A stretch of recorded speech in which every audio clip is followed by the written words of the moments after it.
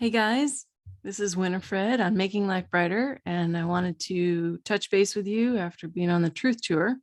So I wanted to just stop in and tell you so many cool things that are happening, including a very important marker for today.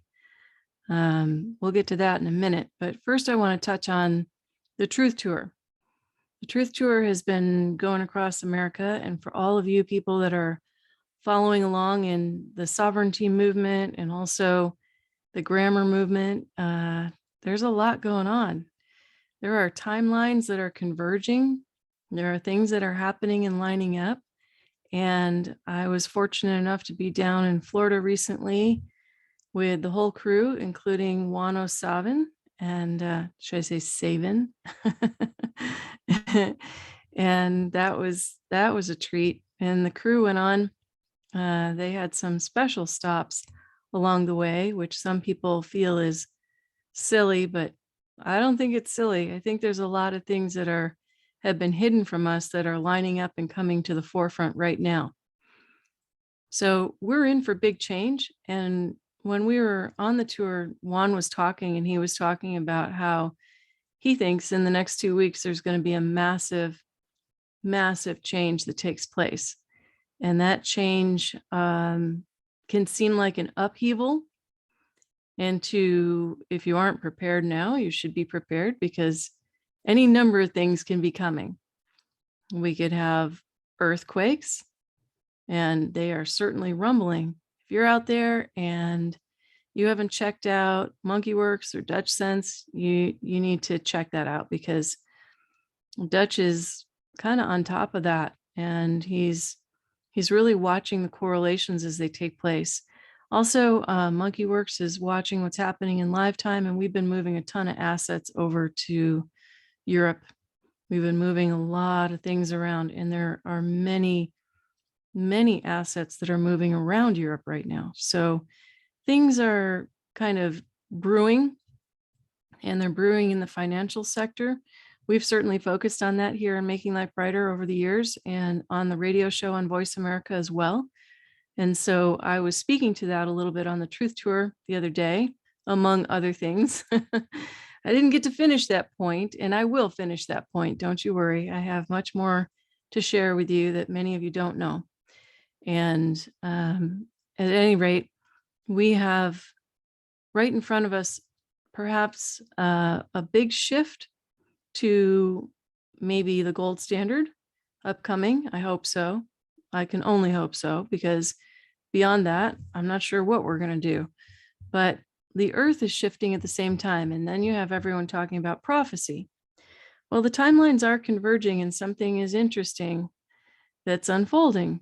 When I was speaking, Juan was leaving, and he stopped my talk and pointed out that he liked what was being said. And what I had been talking about, aside from Horton, was that I was talking specifically about people needing to sign through a stamp in order to become a postmaster.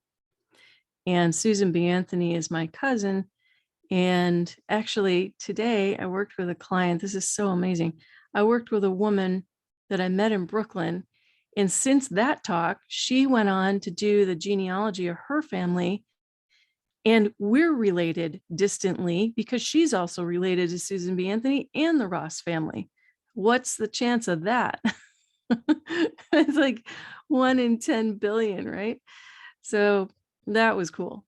And I just want to thank everybody for coming out and being with us there, because the love that's happening, the things that are being revealed, and all the great speakers and everything on this tour is just a wind of positivity that's blowing through the US and every city. So anyway, back to my point, Susan B. Anthony was the face of a dollar coin. Well, a Sacagawea was the face of a dollar coin. But what's it take to be on a dollar coin? And my point was, it takes being a postmaster and having signed through a stamp to be on a dollar coin. You can't get there without having been that. So all the people and the naysayers, and I love you all, but all those people out there that beat the drum and say that doesn't matter, the mechanics do matter. and everyone has known that they mattered all throughout time. Since everything's based on timelines and the play out of timelines, and we in the new agey world talk often about energies and timelines, but this is a different kind of timeline, so to speak. It is a timeline by number of days. It's a timeline by performance. It's a timeline, just like they move the president in and out of spaces on timelines. All this stuff that you don't know goes on behind the scenes on timelines. So what's lining up right now is the convergence of many timelines, and all those timelines are coming to a head, and they're coming to a head at the same time we're at a halfway point in Los Angeles. Now, last night I did an interview with Sophia Mona Lisa, who's another speaker, and she did my astrology, which I posted a link to in the YouTube channel posts. And that was awesome. That was really, really informative and fun too. And then she was talking about her understanding of what's happening right now. And there is a degree of sovereignty that's playing out.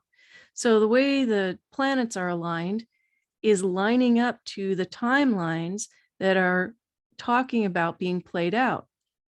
Some people will say it's a biblical timeline. Others will say it's a cosmic timeline.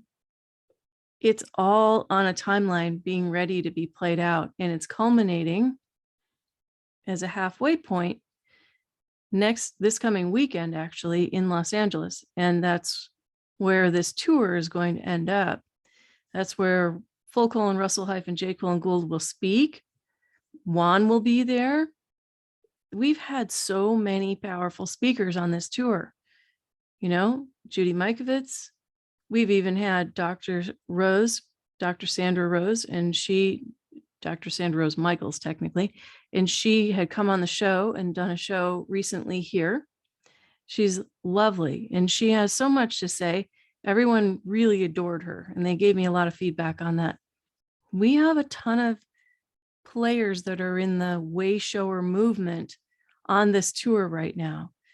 And there is a timeline that's lining up. So Juan was kind of pointing out that some of the things that I had been mentioning, that he liked what I had to say. Well, if he really liked what I had to say, he's talking about probably those things, right? He's talking about the timeline lineup.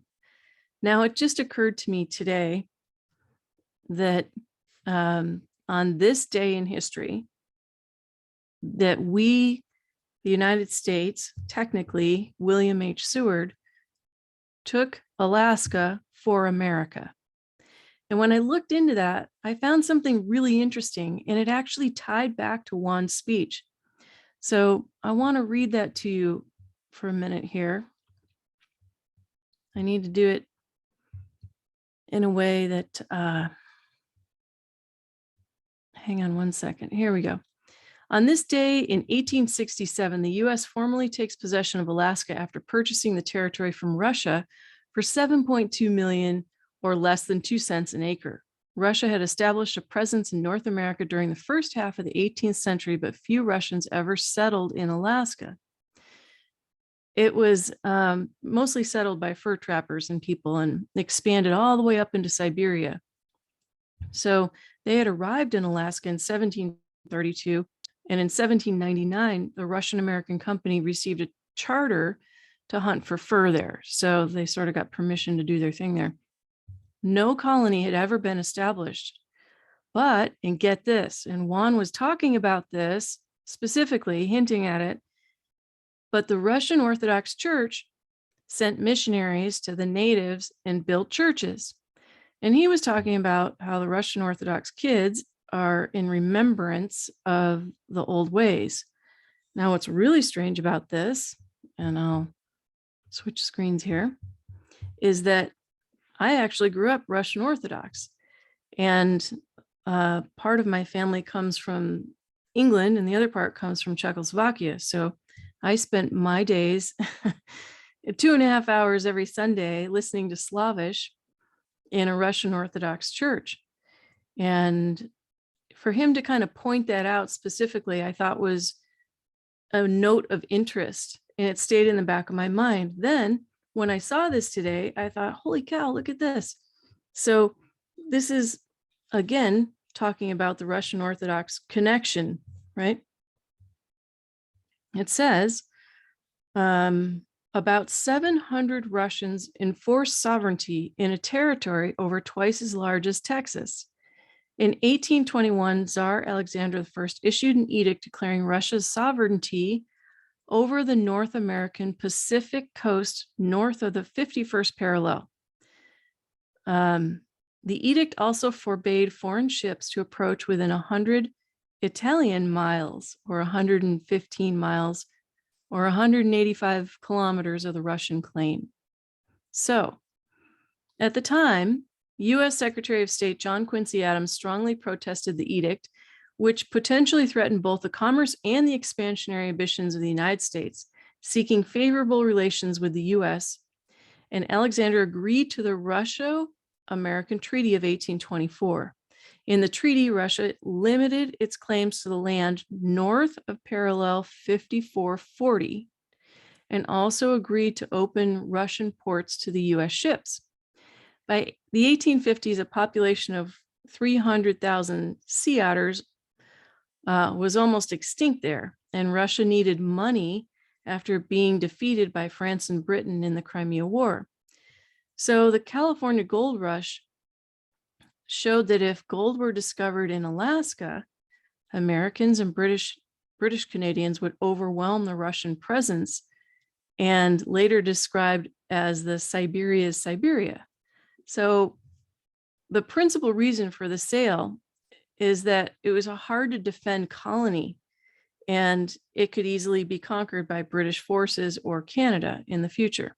And so it was just, this is just really fascinating. And this day, on this very day, this happened. So I'm putting this out there now because a couple of years ago on Making Life Brighter, on the radio show, I did a feature on William H Seward and the Seward Mansion and all the things that went down with Lincoln and the Seward Mansion. Little did I know that later on I would come into this doing these kinds of things and doing them in a historical way with Fulco Russell J. Gould, and talking about sovereignty and the need for the true knowledge of the history and how that came to pass and why it didn't work, and, you know, the bankruptcies of America and so on.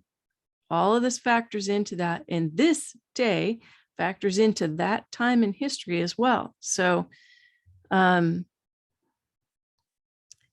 Emperor Alexander II decided to sell the territory, and the Russian government discussed the proposal in 1857 and 58 and offered to sell the territory to the US. And they hoped at the time that its presence in the region would offset the plans of the British. However, they didn't come to an agreement.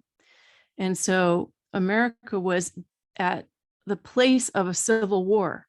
Isn't that interesting?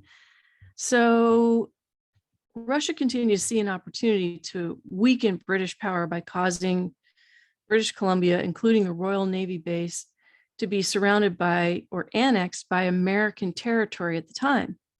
And following the Union victory of the Civil War in 1865, the Tsar instructed Stockel to re-enter into negotiations with William H Seward at the beginning of March 1867.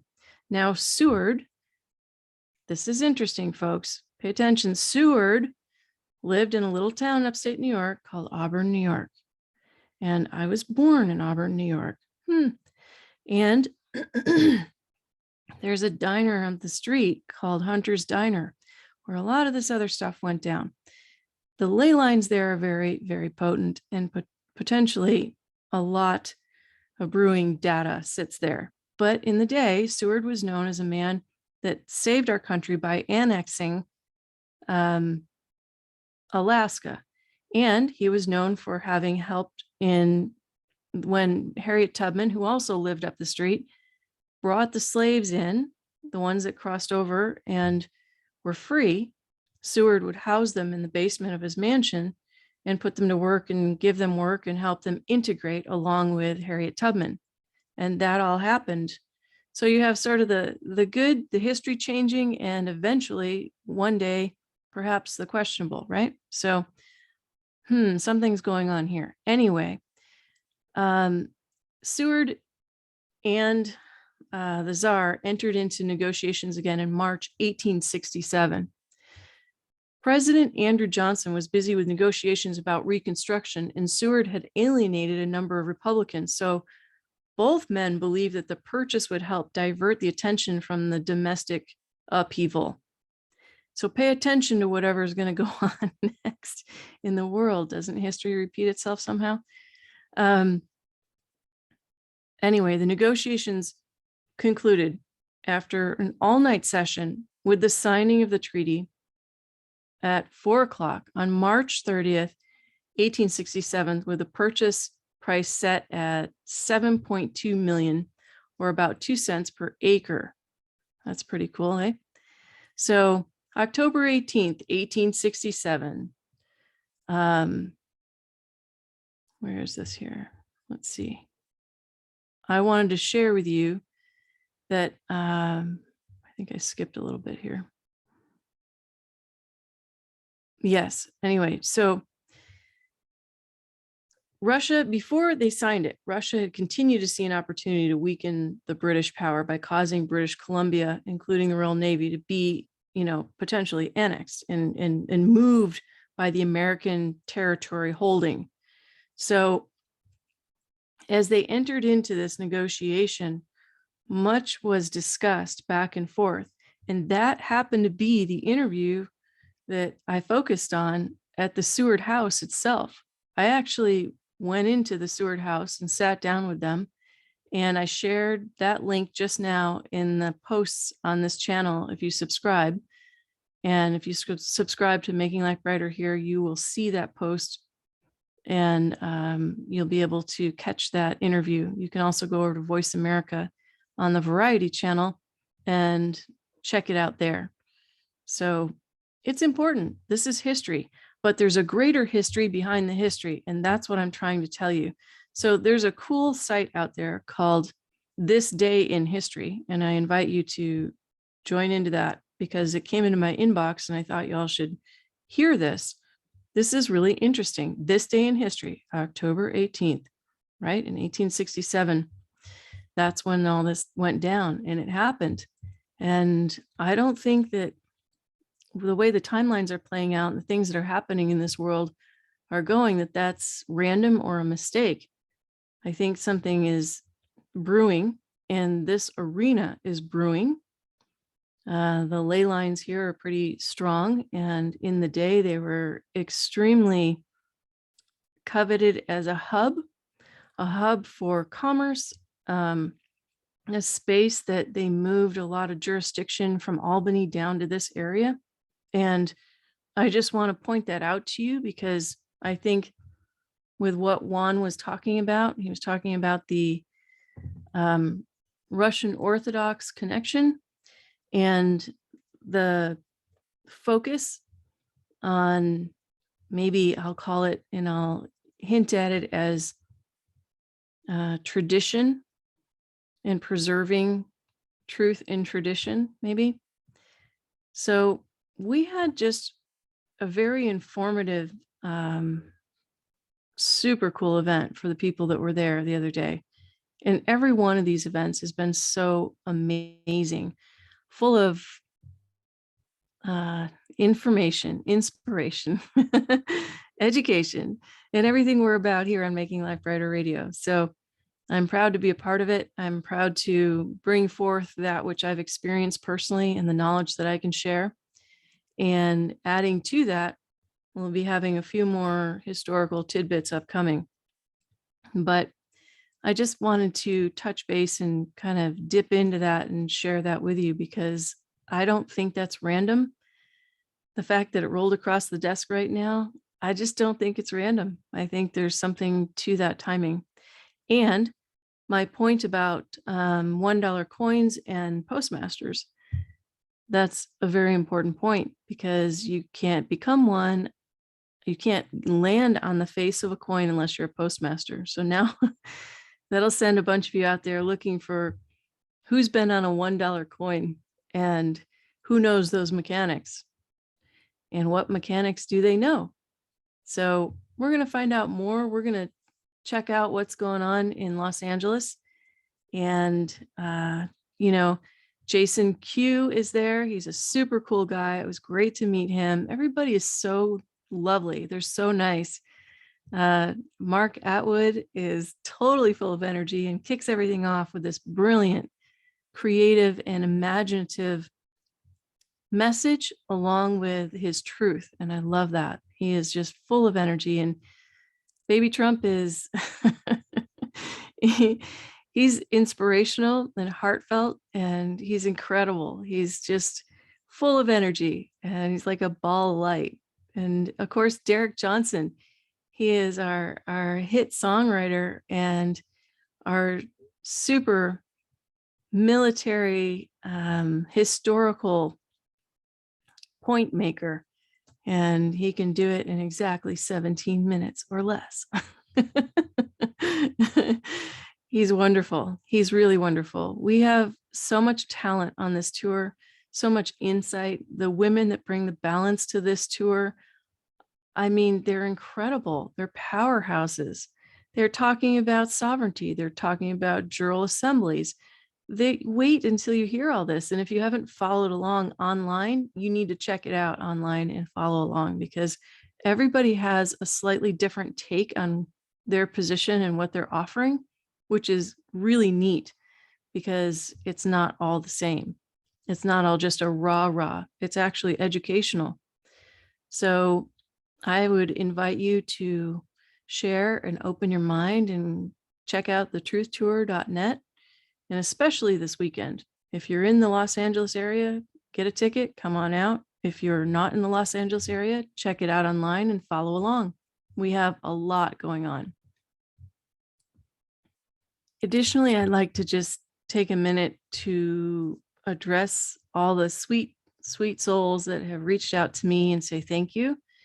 And I am happy to assist you and work with you. And I appreciate your reaching out and the beautiful love that you bring forward. So we've been doing quite a bit of healing work and quantum healing since I connected with you all, and it'll only continue. We have a grand shift in front of us, and many people at this time are looking for a balance, and they're looking for answers to some of the health issues and the transitional shifting changes that they feel in their systems. And we are addressing all of that. So we have kind of like a pressure cooker of energy on us right now. I think that pressure cooker is going to extend into November. However, we have an opportunity to meet that energy graciously. And I invite you to consider how you do your day every day. So when you get up in the morning, say, thank you. Thank you, God, for giving me another day. Thank you, God, for giving me whatever you put in front of me. And let me know the difference between spirit. Let me know the difference between ego. Let me assist those that come before me. And in that, you'll be more open to seeing and feeling people, not as red and blue, not as colors, not as their way of thinking and my way of thinking, but rather their souls and their fellow mankind. So those of us in the quantum world are positioned in a state of neutrality. And I initially started my talk in Brooklyn on neutrality. And the concept of neutrality is that you are operating, hopefully, more from a 0 point position than you are from a polarized position within this duality. The duality itself is a compromise to the spirit. So that's already struggle number one. Then you put survival issues on top of that, or the potential and fear of what's coming on top of that. And I offer you this. You don't really know what's coming. You can prepare, you can plan, and all that planning might go to your fellow man. You know, I assisted a program and initiated a program out in California where we created the first of its kind ever disaster bin. I don't know what you call it. It's a disaster bin program where we took big sea containers and filled them in areas that would be evacuation zones. And then other places modeled after this, and they used this. And that came on an insight that I had one day. And I took it to the mayor, and he passed it through the city council. And then I got on the team, and here we go, and assisted this team. And it was the CERT team locally. But these are the kinds of things that can happen. Although when we prepare, we may not be preparing for ourselves. We may even be preparing for another, just that we don't know it. So our preparation really, in my opinion, in my experience, is for God. We're preparing for our own selves, but we're preparing for the grace within the God power energy to assist us and move us however we're inspired to be moved. And that seems to be the most important thing. So let's say that you get a preparation going where you have extra food supplies, or you have extra water, or you have extra whatever. You could be preparing for an earthquake, for a hurricane, for who knows what, a big snowstorm. But whatever that is, what happens if you don't make it? Your preparations may help someone else. You see, we think only of you need to be prepared, we need to be prepared, and all that has tension in it. It all has a lot of energy to it. And right now, while the world seems so hot in energy, it would be a good idea to do whatever we're doing with a little more grace and a little bit more loving focus, and the joy of preparation, whatever that may be, for difficult times or changes in weather or whatever's potentially coming. Because everything can go straight to the brink. And then in the blink of an eye, the powers that be can change it or stop it, whatever that may be. Or not. But you don't know. We don't know. And some people out there will beat their chest and say, we know, because it says, and therefore we know. Well, did people know about 9/11? No, but afterwards, their hearts were open everywhere because it was so stunning. It was so arresting in its shock value of, wow, that actually could happen here. Well, anything can happen.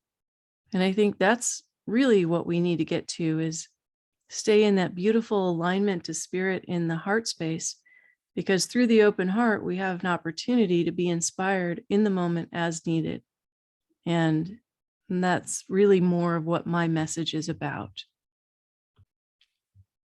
We already know that the earthquakes are heating up. We know the volcanoes are moving. We know that that sits as prophecy. We also know, there could be a big asteroid that hits the earth, or any number of things could happen, right? No matter who says it or how it's predicted to be on a timeline. How you be on the timeline is the most important thing.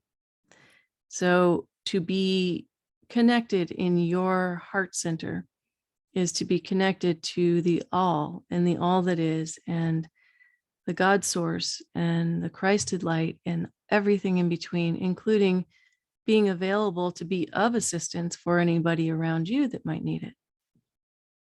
I've spent 20 some years focusing on the focusing. And in that discipline of paying attention to these things, we've come to understand that the only personal best that you have is the personal best of you being available to spirit. And so in that, you can bring mighty effort and mighty swords. But to predict everything ahead of time, I guess we'll see what happens. That's the best we can do. In the meantime, we will continue on as we will be entering a time frame on the earth plane in a timeline that is begging for reform, is begging for new ways of doing things, and speaks to the concept of sovereignty, the concept of spirit sovereignty, of alignment with sovereignty, whatever that is, however you want to define that. And that's kind of where we're headed. So as we move forward into this next time, just know that there may be things that seem, tension laden or potentially tension laden. But I think we just came out of a pretty tough time as it is. So we owe it to ourselves to be as calm and as neutral as possible in this juncture, in this time frame. So I offer you up this show that I did on William H Seward as a closing for tonight. I'll have more for you, but stay neutral, stay in the now. The now offers you much more peace than worrying about the future or even worrying about the past, although the past might spell out the future, right? A little bit. And interesting that on this day in history, it was brought together that the Alaskan acquisition had taken place. So anyway, I bid you a go jolly evening and go out and make somebody else's life brighter. Thank you for listening. Thank you for watching. It's been so much fun talking to these amazing people recently, and we have more. So we'll talk to you soon. Go jolly, and we hope to see you out this weekend.